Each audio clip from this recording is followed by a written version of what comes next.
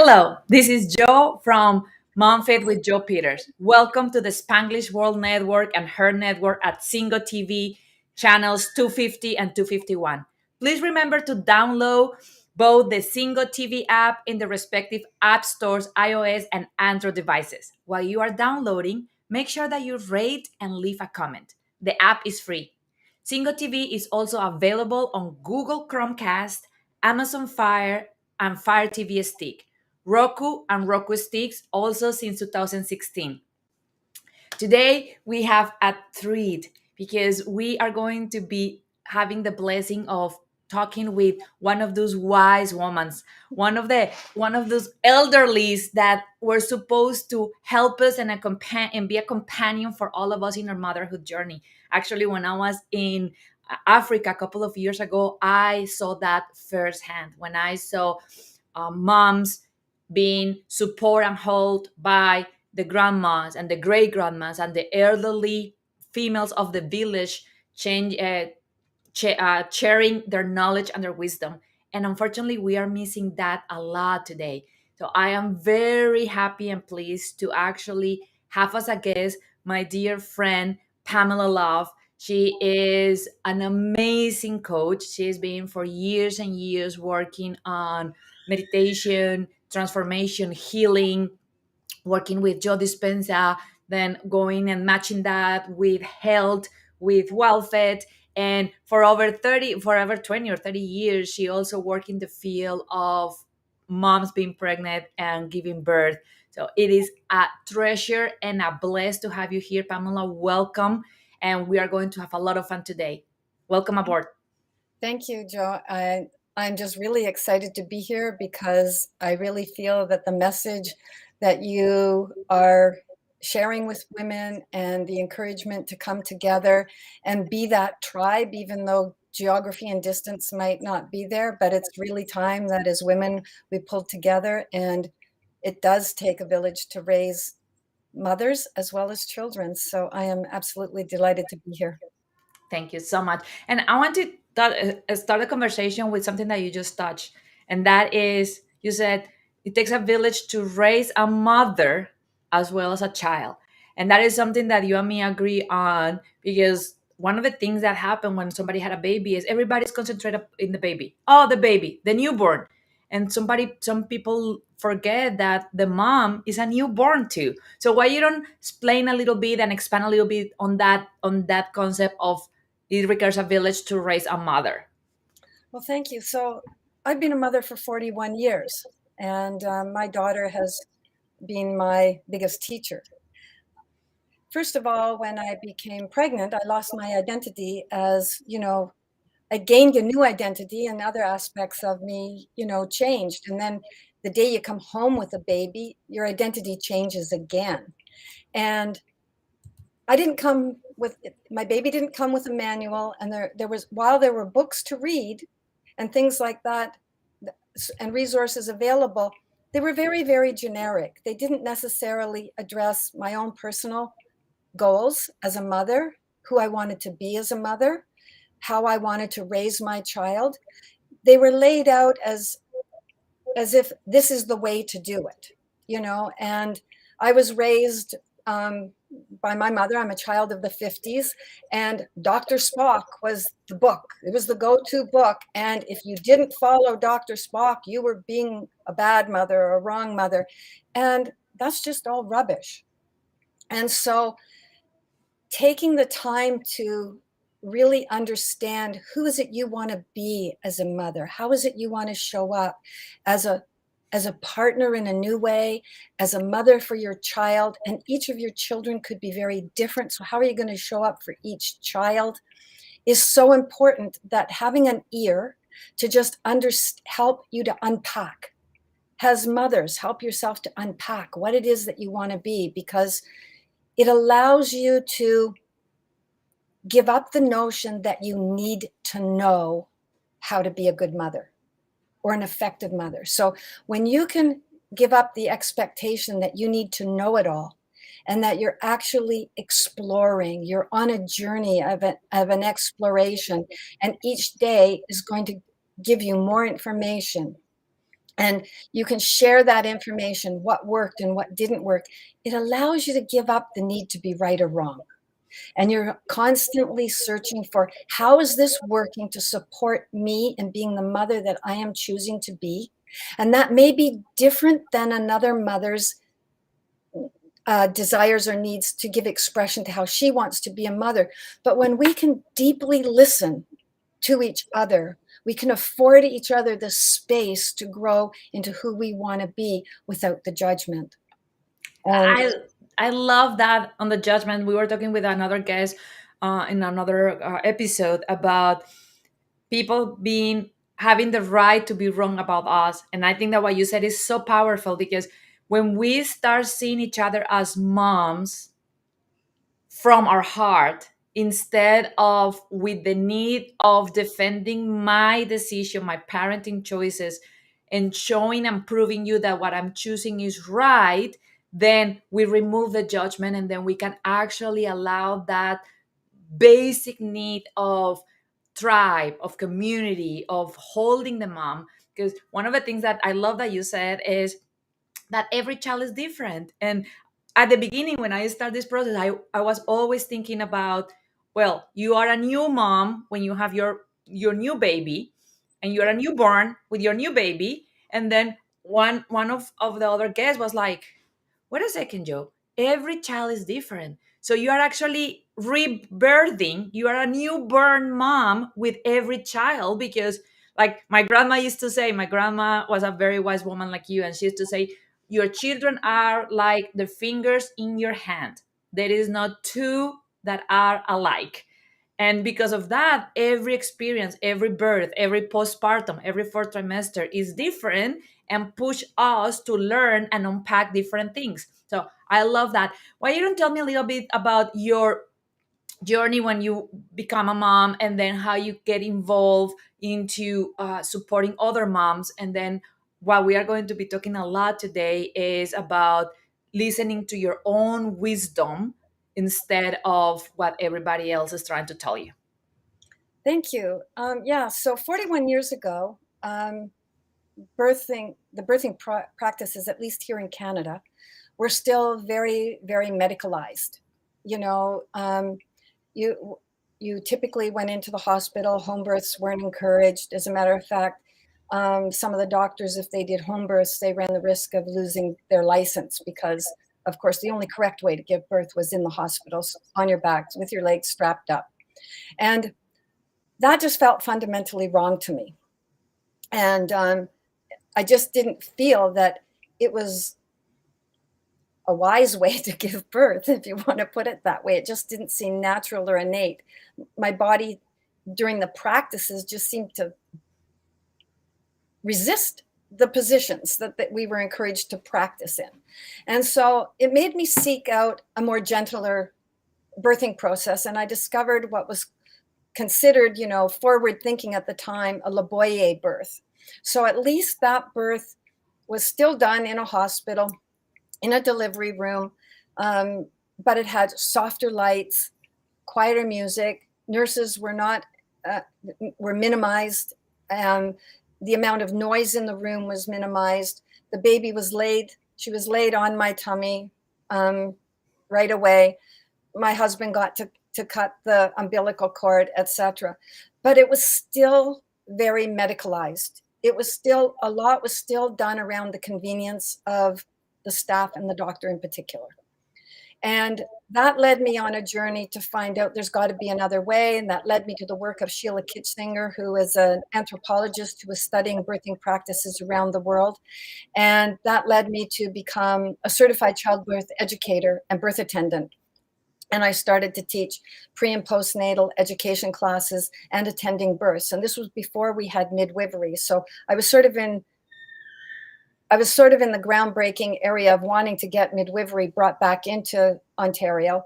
And this was sort of the pathway that I chose. So for 10 years, my healing practice geared around the childbearing woman and her family. And I was usually with them from about 3 months of pregnancy to about the time when the baby was 10 to 12 months of age. Breastfeeding at the time, due to maternity practices, if you you weren't really, you were encouraged a little bit to breastfeed, but not really. You were still sent home from the hospital with liquid formula. They considered if you breastfed for, they encouraged you to breastfeed for 2 weeks. If you could breastfeed for 6 weeks, you were really good. And if you could breastfeed for 3 months, you were a genius. And that just didn't feel right for me because babies still required breast milk. So I did nurse my daughter um, until she was almost a year old. And she never had cow's milk or anything like that. And I was very grateful for that because as it turns out, she had a high intolerance to lactose, later on in life we discovered. So just paying attention to those feelings and then seeking out the support at the time around breastfeeding. There wasn't a lot. Um, my mother didn't breastfeed in the 50s. You didn't breastfeed. It was stigmatized to breastfeed. You only breastfed if you couldn't afford formula. Okay, so that whole mentality. So every time my daughter cried or was upset, it was, "Are you sure you got enough milk? Maybe you should just get a bottle." I was very fortunate that my daughter wouldn't take a bottle. She wouldn't take a pacifier or anything. So she had a wisdom in her body that was guiding me as well, right? She was like saying, "Forget this. This is just nonsense. I know what I want." And, you know, there was even a period of time where she was hospitalized and as a baby, and I was nursing her, and they said, "Please go home and get some rest so you can keep your milk," and stuff like that. And I said, "But she won't take a bottle." And they very condescendingly almost patted me on the head and said, "There, you're just a first time mother, and trust me, she'll eat when she's hungry." And it wasn't but a little, a few hours later, I was getting a phone call saying, "You got to come back to the hospital because she won't feed." So, babies have their wisdom. You get signals in yourself to pay attention and listen to. And I think it doesn't eliminate that there can't be confusion around the choices that you make as a mother, but what it can do is it can guide you. And so when you pay attention to those signals, then you can look for the next clue and the next clue to allow things to sort of unfold. And even though sometimes I had an understanding of what could work, it didn't mean that I knew how to make it work, right? And so the only support that I had was really a militant group called, at the time they were really militant, the La Leche League. And they were almost the opposite extreme. They were almost using shaming if you didn't breastfeed. So I was like, okay, somewhere there's something in the middle. So as a woman, when I became a birth attendant, I decided I'm going to listen to what mothers are saying. And if a mother says, "I want to try breastfeeding," great. This is how we can do it. What are her goals? What is going to work for her lifestyle? When does she have to go back to work? And how can that be supported? What are her resources within her own family and her own community? And to allow her to be completely at peace with the choices that she makes. And sometimes we make those choices. There's a sucky choice and another sucky choice, and you got to choose the best, like the least suckiest choice that you can. And how can you learn to be at peace with that choice? That is so much in what you just shared. I want to pause and help the mamas to actually capture all these because they are golden nuggets.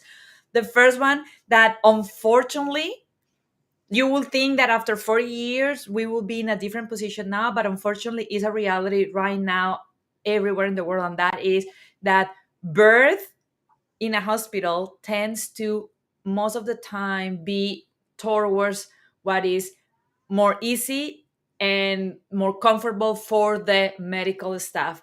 And then you said it very well, and one of the things that we encourage all of you mamas that are hearing it is, remember, the doctor is a doctor and knows a lot about medicine, but he doesn't know about you.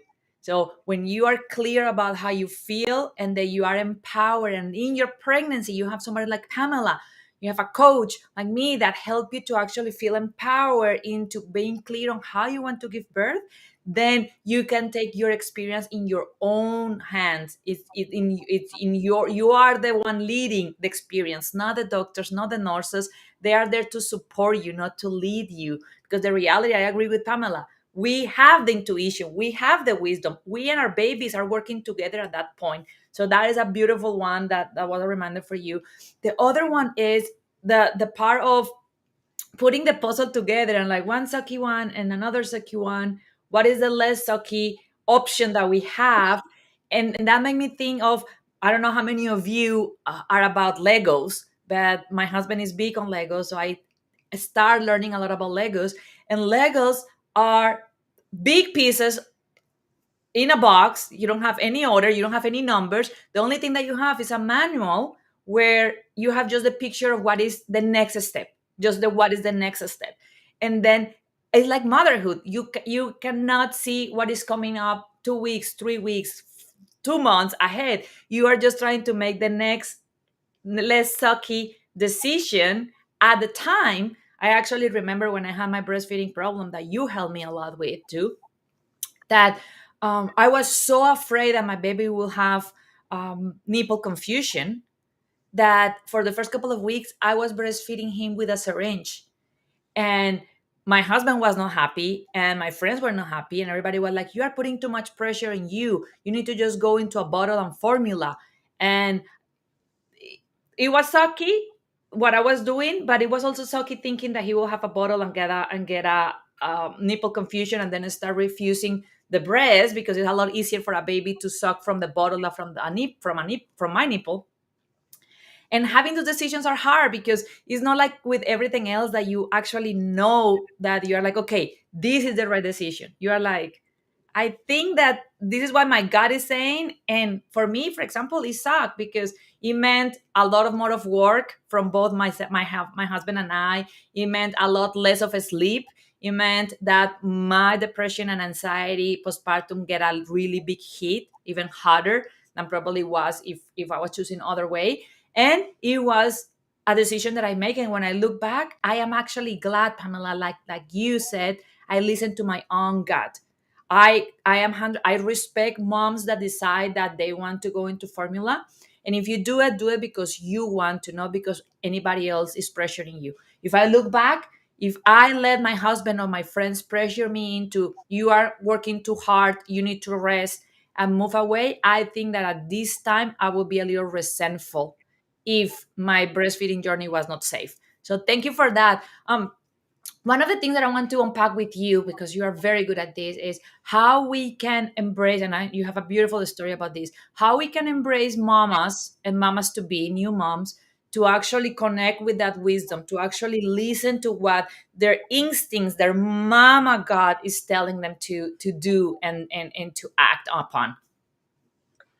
Well, I can tell you this, that while I had a knowing of it, it was still a practice. Okay. So the first thing that I would suggest is even just learning how to connect to that intuition, right?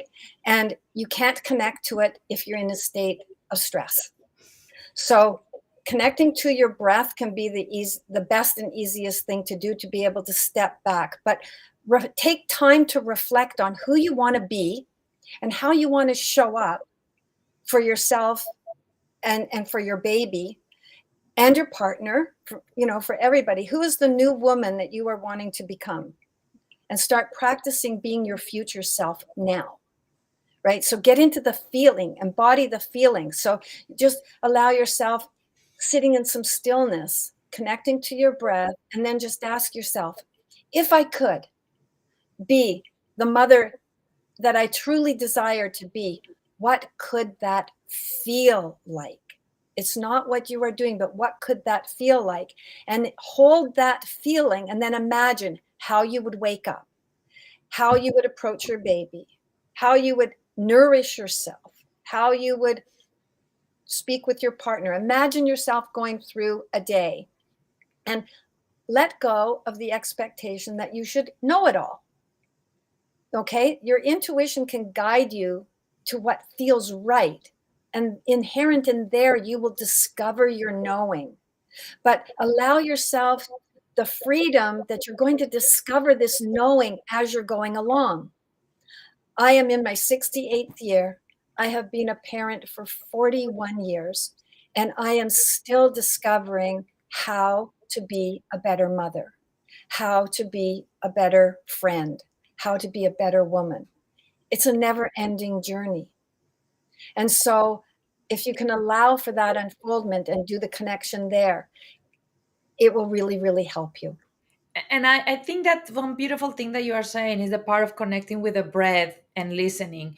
And I know that the Western culture is being putting that, oh, if you're going to do that, you need to be cross-legged in the floor for an hour without any disturbance. And that is not the reality of a new mom. And what I want to offer you mamas is you can do that late at night when you pick up your tiny baby to nurse or to put a bottle on, and then your baby is not fussy, is not crying, is falling asleep, just eating. Those 5, 10, 15 minutes, 20 minutes will be enough for you with your baby there to do the exercise, to breathe, to vision on what is the kind of mom that you want to be. Because actually, I'm going to even tell you something else that is a bonus of that. When you have your baby close to you, your brain is floating with endorphins and dopamine and all the beautiful hormones of love and happiness that are going to make that clear new version of you even more powerful. Actually, I love that you touch on that one, Pamela, because in my last group coaching, we were working about that and saying society is being asking us all the time, oh, when I'm gonna get back to myself, when I'm gonna get back to my previous body, when I'm gonna feel again like myself. And it's always, and I know that you're familiar with this because you're an expert on this with Dr. Joe Dispenza, but it's bringing us into living our life based on the memories of the past of what I used to be. And I remember feeling guilty about that in the fourth trimester. I was like, when I'm gonna feel like myself again? And now what I created was a process to say, no, that person is not there anymore. You actually were birthed into a new person, and we need to discover that new you, that new mom, that new friend, that new wife, that new spouse. And that is the one that we need to embrace instead of feeling nostalgia and sadness because of the one that I used to be, the body that I used to have, that actually create even more pressure on moms. I used to have my moms, while they were pregnant, look themselves in the mirror and say, I am really looking forward to getting to know you, because there's a part of you that you just don't know yet, right? And um, and I love what I'm seeing right now. So it's about, you don't need to have it all figured out. And we are so programmed, especially as women, to think that when something doesn't work out with our kids, that we are the failure. Well, I got news for you. That's very flawed. And it's just not actually true at all. Okay? You are not the failure. There's something maybe in your thinking, in your doing, or in your actions that isn't working. So when you can step back and allow yourself to say, there is no flipping right or wrong in terms of what works as a parent. Okay, there's things that are effective for the results that I am wanting to create and how I want to raise my child with the values that I want to instill in them. And there's things that don't work. And because I've never actually had to teach them to somebody else, I am going to mess up. I'm going to put on your scientist hat and think about, what is my purpose? What is my apparatus? What is my methodology? Because inherent in there is where you can make the adjustments. And as you make those adjustments, you can monitor your own progress. And it is a step-by-step progress. And you're going to have all these summits to reach, and you're going to go back down in the valley, and you're going to gather new tools. And as each stage of development happens, as your life grows and evolves, and as that of your child grows and evolves, there's going to be new things. Your perspective is going to change. So if you can always look at things through the perspective of, who is it I would love to become? Then you can slip in a slide that is different than the current reality that you're seeing your world through. Yeah. And if you can say to yourself, what happened, happened, as Peter Crone says, and it couldn't have happened any other way because it didn't, you give yourself the opportunity to accept that you did the best you could. And I encourage people to find the peace in their pain, because therein they find their growth. And That's that makes you a brilliant, courageous mom. That's beautiful, and I love, like you said it a lot more elegant that I will say it. That things happen the way that they do because they could not happen the other way. In Colombia, we actually have a saying that says, "If my uncle had boobies, will be my aunt, not my uncle." But he's my uncle, not my aunt. And it's the same thing. Is sometimes we get, especially as moms, because of, and I want to talk with you about that hormonal change that happened in the first 18 months of the baby. But with all the hormones, we start recreating over and over and over and over again some decisions, some choices, some reactions that we may make that we may not be completely proud of.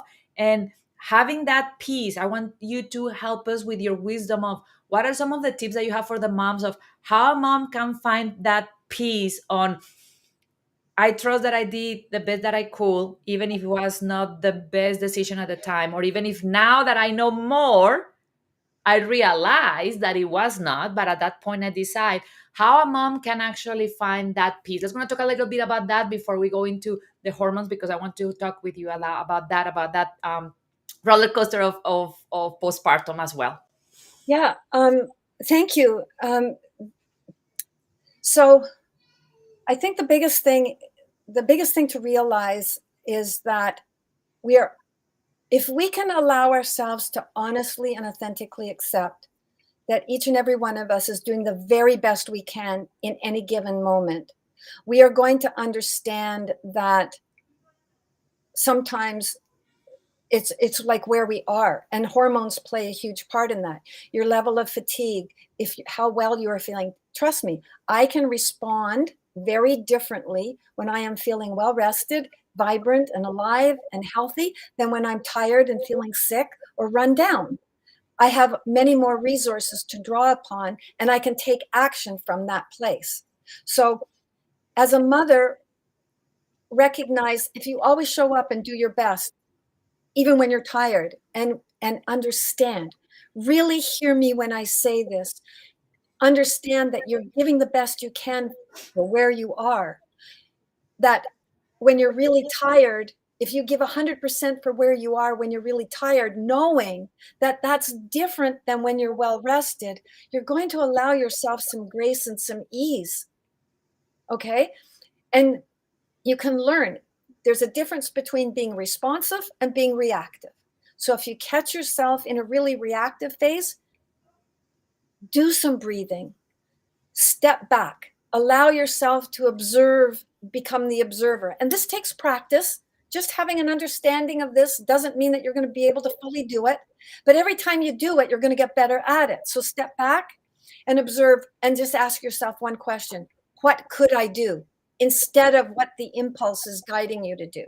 And that might be yell at your mother, or yell at your spouse because you're just too tired to deal with things, right? Just step back and say, what could I do? And you might come up with, I can't handle this, and I'm just going to walk away right now, because you don't want something else to come out of your mouth that you really, truly don't want to say, right? And so all of that is just a way to honor yourself, right? And so understanding that you're always doing the best you can, then finding the peace happens this way.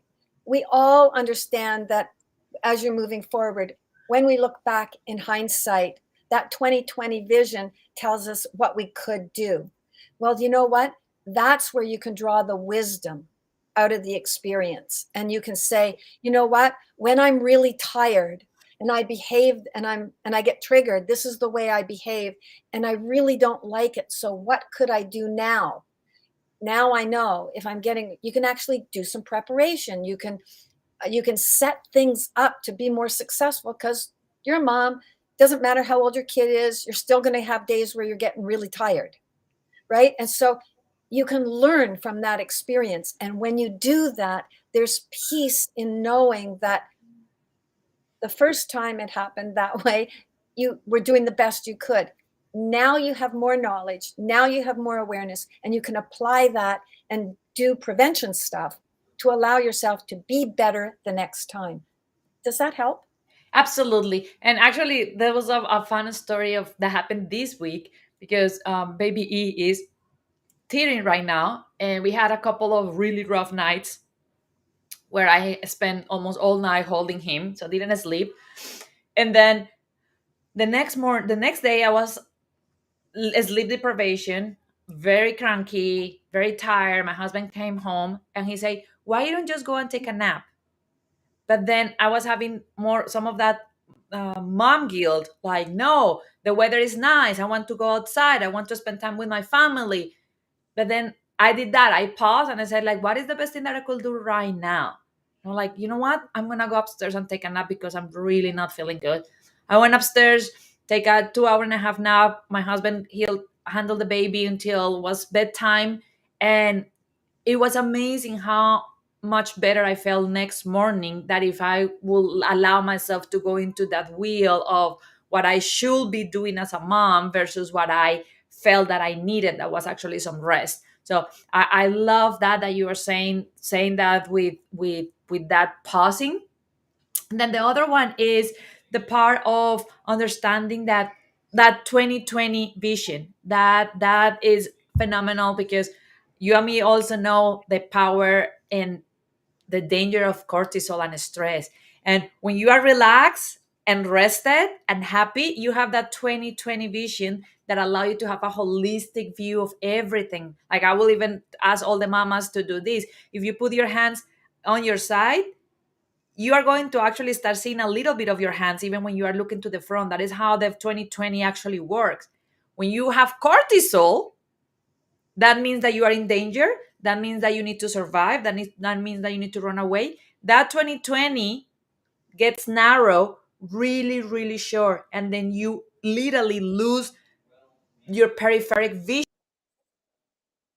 because you need to concentrate on the danger. Moms, because when you are in the stress time, when the baby's crying non-stopping, when you are sleep deprived, when you are struggling with depression, anxiety, you are not having the proper 2020 vision of the situation. You are having the narrow one.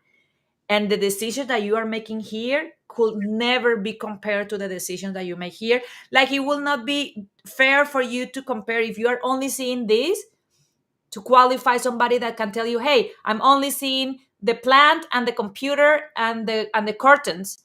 And then if you are seeing here, say, like, what a minute, what about the lamp, what about the flowers, what about the bottle of water? Oh, I didn't saw them because I was seeing here. And I think that is very powerful also to help us to have that peace with the decisions and the moments that we take. Thank you so much for that. Yeah, Let's I actually have uh, the sign of infinity with the finding the peace in the pain. Um, I wear it to remind me of that, because I had I had a lot of, my daughter was when she was very small, an infant, was in the hospital with a serious condition, and I had tons of decisions to make as a mother, a ton of them, and I had behind me a whole bunch of people just saying, "Listen to the white coats, listen to the clipboards," you know, and and that didn't always resonate with me. And so I needed to find peace in the pain, because not all my decisions worked out the way I wanted to. And then I had to live with, "See, I told you so. See, I told you so. You should have listened."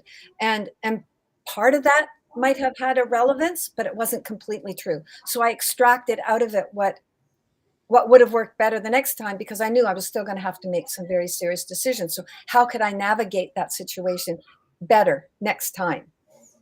And I can't do that unless I'm in a calmer place, right? and that is so powerful, because one of the things that I learned, and I hear you saying this, and I want you to expand on this as we transition into then the fourth trimester and the hormonals of having a new baby, especially when you have challenges, medical challenges like the one that you have with your daughter, is the difference between pain and suffering. And even between discomfort and pain, you know, you know, that just using breastfeeding as an example, it can be uncomfortable when they first latch on, but it doesn't necessarily mean it's painful. But then there can be pain if you've got mastitis or something. So there's a difference between discomfort and pain and suffering. And the difference for me in my understand and model of understanding of the difference between suffering and being in pain is this: one is a responsive state and the other is a reactive state. So when I am in a state of reaction, I am being driven by the emotional charge. Okay. And that emotional charge leads me to often make choices that I wouldn't make if I had a moment to step back. And inherent in there, the story that I'm making up that is keeping that emotional charge going, that is where my suffering lies, because oftentimes that's not fact. So for me, the pain of a situation is I'm able to deal with the pain of a situation when I deal with the facts of the situation and not the story that I'm making up about it. And again, I've had a lot of practice doing that. And I still work at it today. I can catch myself being in a reactive state and I still make myself step back. It's just a little bit more automatic because, like any skill, I've practiced it. And motherhood is an art and a skill and a knowingness. Okay. And the beautiful part of it is you're going to grow into being the mother that you are being, and allow yourself the grace to have that happen. Okay. Because there is no right or wrong. And when you can allow yourself to step back from your own stories, because how many people would say, I don't want to do this, what my mother did or my grandmother did, I don't want to become like that in this quality or characteristic, but you don't necessarily have a role model for how that is going to unfold or what to do. So that's where you reach out to the community, where you see someone who does that well and ask them how they do it. But when you're navigating that yourself, then you catch yourself reacting in the way you don't want to. Then you're seeing the world through that set of filters. And what you need to do is be able to change that perspective, right? And one of the ways that we change that perspective is be able to step back and be the observer of our own experience, and just practicing that. I love that, Pamela. And one of the things that I want your advice and your wisdom on that one is, what are some kind of easy breathing techniques or even some tips for a mom to start practicing that observer? Because especially for a mom that is not being very familiar with meditation, or that is not being very familiar with this concept of being the observer, what are some of those things that we could do? Because, and I want to hear your opinion on this, because I was thinking about this when you were talking about pain and suffering. It would be almost like if I cut myself, I get pain because it hurts. I think it's Yep. pain. But if I leave it there and it heals, then I stop hurting, because when it heals is done. But if after it's cut, every day I get my finger and get there and move it around and poke it and move it, every time that I do it, I will reopen the womb and I will not let it heal.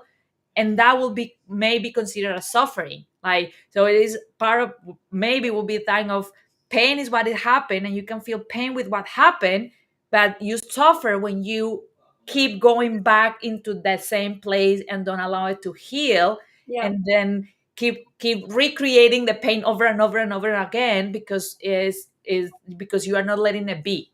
Yeah, and I can even expand on that a little bit more. That might be a little bit more. He says, you cut your arm, like you say, and that is painful. But if I go, let's say I was in the kitchen and the knife slipped or whatever, and then I start saying, that was the stupidest thing how could I have done? Now I'm suffering. There's the story, because none of that is true. None of that is fact. That's just all made up based on some sort of internal programming, some perspective that says that when I do something that where I cause a self-inflicted accident, you're hearing how I actually truly feel about myself. I'm beating myself up in some way. Now I'm suffering. So that's what I'm talking about. You're nursing your baby and the milk isn't coming in, and you start beating yourself up. Now you're suffering in a emotionally painful situation where you have genuine concern for your baby. So it prevents you from being able to look at, what could I do about this in a way that could bring resolution to the situation. And it doesn't mean that you're never ever expected to not be emotionally reactive. You are. You're human, and it's going to happen. Expect it. Except if you have a tool, that I'm going to teach you that might be helpful is, so first of all, let's just debunk what meditation is.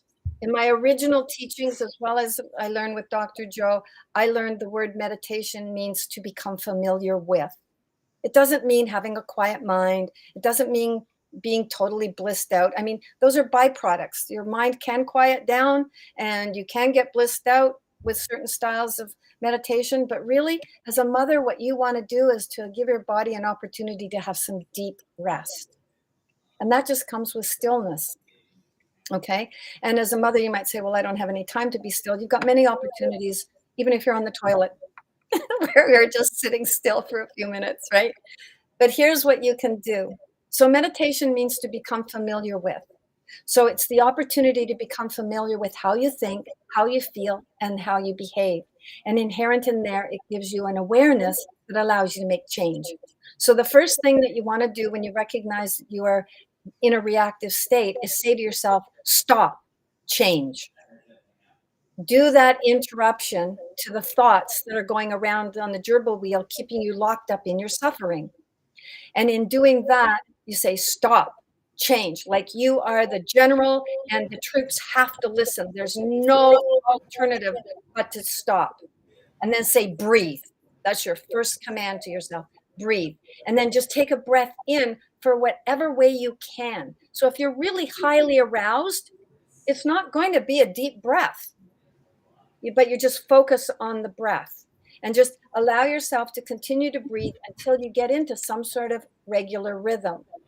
And then just imagine the breath going in and out of your heart and just allow it to get to that rhythm. And then when you get a sense of that rhythm, can you allow yourself just to think of one elevated emotion, a little bit better than what you're feeling right now? So you might reach for gentleness, kindness, compassion. If you can reach for happiness and joy, go for it. But just look for feeling a little bit better than what you're feeling now. If you're feeling angry, look for feeling a little less and start breathing in a little bit of that anger, a little bit less. Breathe that in and out through your heart. And then say, I'm grateful that I've moved forward. I'm grateful I'm feeling a little less angry. What if I could feel even a little less angry or a little less sad or a little less frustrated? And just keep doing that for as long as you are able to until you get a sense that you can make a better decision for yourself. I hope that helps. Yeah, so I'm gonna recap. So moms, doesn't matter if you are triggered with a baby, with your spouse, with the partner, with your mother-in-law, with your mom, what Pamela is teaching us is immediately, and this is very powerful, moms, because a lot of us have this feeling of hopelessness, that we are hopeless with our motherhood journey. And that is not true. And what Pamela is saying is reinforcing what we have been talking before of, we are the leaders of our experience. As that general, we are in command. So first step, immediately stop, change. That immediately break the pattern. Then breathe as long as you can, depending on how frustrated you are. Then beautifully, what she said is try to think on what is the next better feeling that you could have from where you are. And then the fourth one that I love is finding gratitude for that journey. Because one of the things that amazed me about this, and do this a lot when I have challenging nights with Elliot, is the power of putting your mind and your brain in a gratitude state. And it changed a lot, because if I am frustrated and I'm tired and I am sleep deprived, and we were talking with another guest, where I'm thinking, why you are giving me such a hard time? And then instead of that, we start changing it into, you are not giving me a hard time, you are having a hard time, you are having a hard time, you are not giving me one.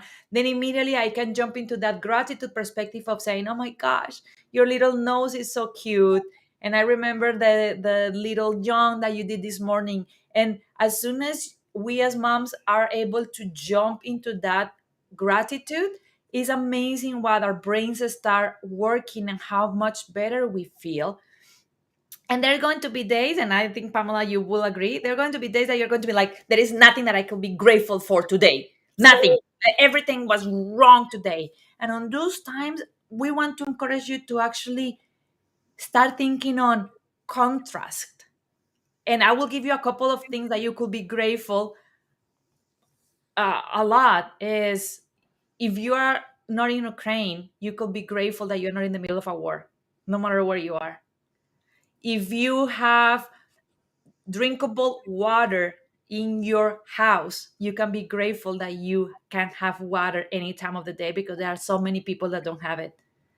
And if you have at least 3 meals per day, you can be grateful because close to 70% of the population of the world cannot afford to have 3 meals per day. So even on the days that you feel that there is nothing to be grateful, I want to invite you to go even deeper into the most basic needs that you have covered and your child has covered, to grant into that gratitude. Yep, absolutely. And what happens is when you're able to step back and start that breathing in and out through your heart, that way, it's a practice that's been around with the Vedas and the ancient people for thousands and thousands of years. And Heart Math Institute has taken it and actually done a lot of research on it. And what we can say conclusively is that brings you into a state of coherence, brings the brain and the heart into a state of coherence. And in that state, you are more centered, you're more connected to your own knowingness, and you're going to hear more inside you in that heart space. You're going to be able to hear more of what your heart is guiding you to do. And So, one of the things that I want to talk there is, around the fourth trimester, as I know listening to us here, we have moms to be pregnant, we have moms that are just new moms in the fourth trimester, we have moms of toddlers. What I will say is, like a tree, the best time to plant it was 20 years ago. The yep, next best time is to right now. So if you are a mom to be, this is the best time for you to practice these tools, this breathing from the heart, because you are going to have a lot more time. And like Pamela was saying before, you're going to have a lot more resources in your body, in yourself, to actually act upon them, because you are not sleep deprived still. You are not having that maternal instinct worry all the time about if your baby is breathing every 2 seconds. You're not going to have all the other things that are going to come after your baby's here. So you can actually use that time to yep, prepare the muscle, to get used to it, to do wax on, wax off. So when the baby's here, you are not trying to learn that at the same time that all the other things are happening. And if you are a mom that is in the fourth trimester and you are in the swamp, I will tell you, don't just roll your eyes and say, okay, I wish I knew that when I was pregnant. Right now is the best moment to do it, mama. Just stopping, like Pamela was saying, when you are peeing, when you are pooping, when you're in the shower for 2 minutes, you don't have to breathe through your heart for 15 minutes. nope, Even if you do two or three very good ones, very deep ones, that is going to start creating that pattern and creating that neural pathway that is going to teach your brain that there is another way. yep. And it can be done anywhere at any time. You don't need quiet. You don't need, I frequently do it if someone has triggered me when I'm talking. I just get into that space because then I can listen more deeply and I can look for the understanding. And the other thing is, too, is parenthood, moms and dads, you have to remember you're learning new skills. And it's just like learning a musical instrument, learning how to swim. They don't just throw you in the water and say, okay, swim, bye bye, right? They're coaching you and guiding you. And that's no different for being a parent. You're developing your skills as you go along. The beautiful part of it is that you're going to develop the skills that are going to work for you. You got the skills that are required for a mom. I mean, there's core skills that are necessary for everybody, but where you put your emphasis of your time and your energy and how you're going to do things are very different based on the lifestyle that you have, where you are in the world, what sort of resources you have, and it's all good. It's That all good. Thank you so much for that. I Before we leave, I want to touch really quickly with you on what are some of the tools that you have in your beautiful, huge toolbox for fourth trimester mamas with all that hormonal changes that we are having a lot more of mood swings and are being a little more reactive because our tanks are depleted?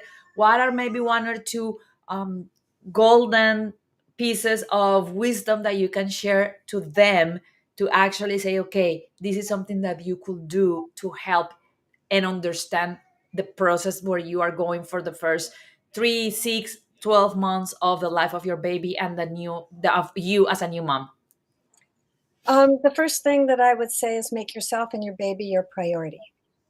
So when take make a list of things that are necessary for you to have done to make your household function well, and will give you the space and the energy to attend to yourself and to your baby.